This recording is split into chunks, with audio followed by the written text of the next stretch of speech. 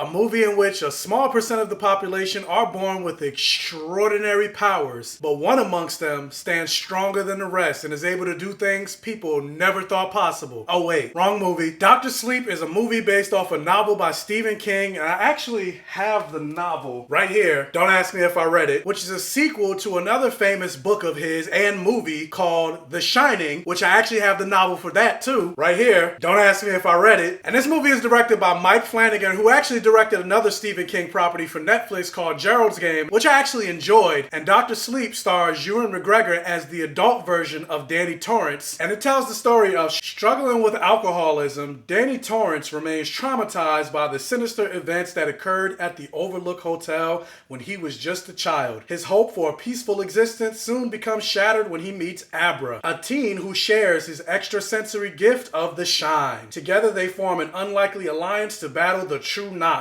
a cult whose members try to feed off the shine of innocence to become immortal. And with this being a sequel to The Shining, and The Shining being one of the most iconic horror movies, I never really seen The Shining, but it was something I was definitely aware of because The Shining, especially Kubrick's movie, is something that's in the entire American cultural zeitgeist. Like, so many filmmakers or writers are inspired by this movie, and it's referenced in pretty much every single property. Like, even a show that I'm a very big fan of, Buffy the Vampire Slayer, they reference The Shining in the season 1 episode, The Puppet, where Xander's holding the puppet and he's saying, "Red rum, red rum," and a bunch of other movies that reference The Shining. And of course, that was the movie that pretty much got started Jack Nicholson's career. And I first learned of Jack Nicholson actually from the 1989 Batman movie with him playing the Joker. And I knew of the little twin kids saying, "Danny, come play with us again," because almost every single movie and show references it. And then jumping forward to 2018, in the movie Ready Player One, The Shining had a huge role in that movie. And funny enough, that's the thing that made me go back and watch The Shining. So I'd never seen The Shining until 2018. And it was because so many references of The Shining, and despite really enjoying that movie and knowing some of the references, I didn't really connect to them as much as some people may have because they've seen the movie. So Ready Player One is actually what got me to go back and watch The Shining. And I say all that to say, despite not really having that big of a connection to the original Shining movie and the book, I really enjoyed this movie, and I may go back and actually finally read the 2 books that I own, or probably listen to the audiobook. It's one of those instances where, unlike something like Halloween or The Terminator, which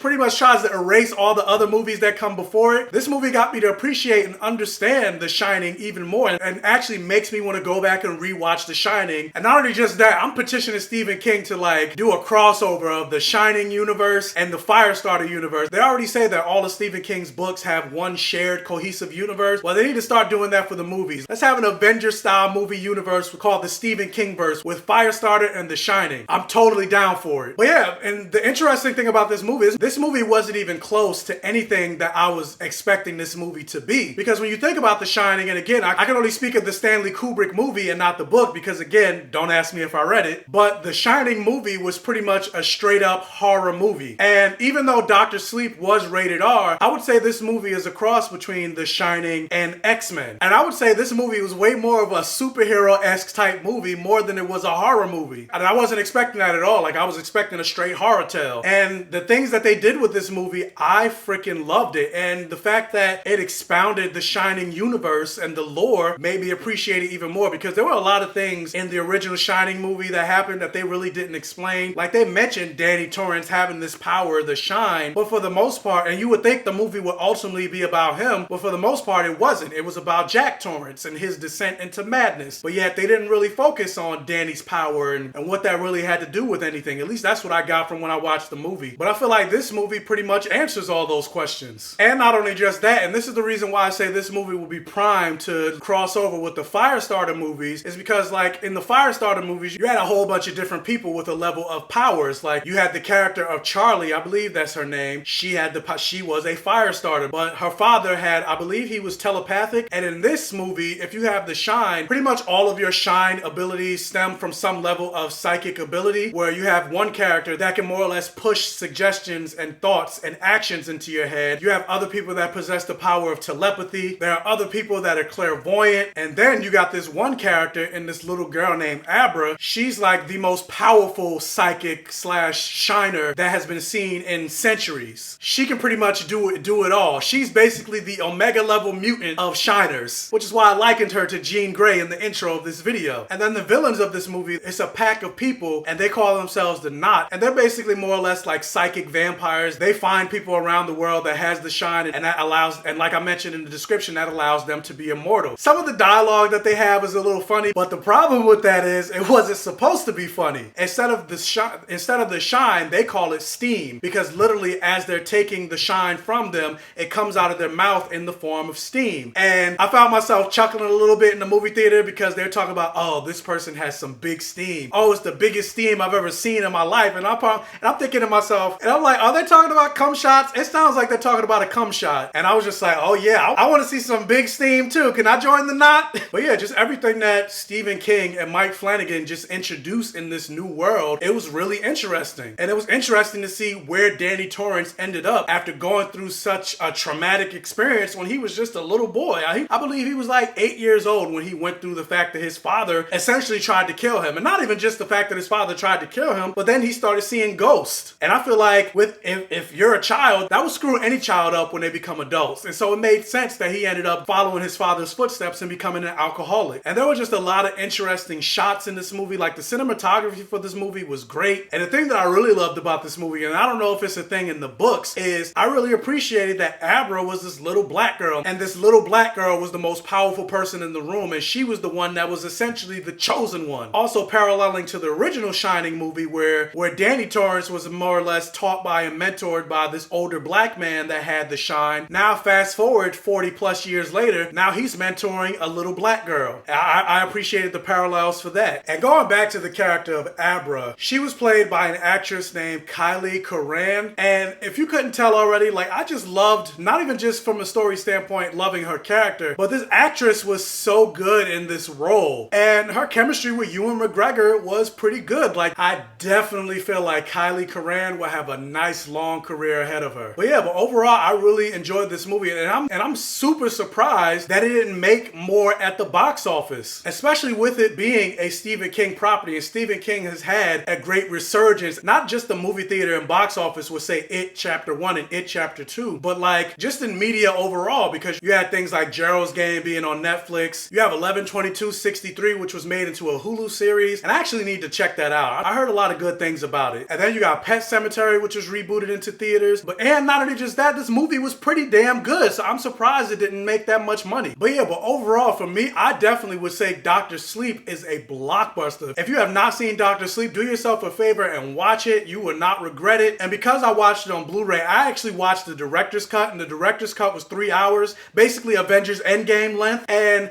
I don't know how long the theatrical release was, but I can't imagine watching the theatrical release because I'm just like, I don't know what was cut in the theatrical release, but everything that was in the director's cut, I didn't feel like that movie was too long, where I was like, oh, they could have shaved off this and they could have shaved off that. I wanted this movie to be longer than 3 hours, actually. And so if you do watch the movie, I say watch the director's cut. Despite giving this movie a blockbuster, the one real flaw I could probably say about this movie is I wish we could have gotten a little bit more backstory from the villains, especially since, according to this, they've been alive for centuries. And there's a whole group of them, but I loved just the way they interacted with each other and their movements and just how voracious and hungry and greedy they were. It reminded me of season 1, episode 6 of Buffy the Vampire Slayer. Another Buffy reference called The Pack, where Xander and some of the people in Sunnydale High got possessed by the spirits of hyenas. And I feel like that episode of Buffy was so underrated, and just the way they were moving and just how scary they were as characters, where even Buffy was scared of them. Like, that's what these villains reminded me of. But enough about what I thought about the movie. Did you guys see Dr. Sleep? What did you think about it? Let me know down in the comment section below. Also, if you can't hit that thumbs up button and like this video, it'll really help out the channel. And if this is your first time watching one of my videos, please check out the other videos on my channel. If you like what you see, please subscribe for more and hit that bell notification button so you're alerted every single time I post a new video. And tell your friends, families, and neighbors about my channel to help me continue to grow. And as always,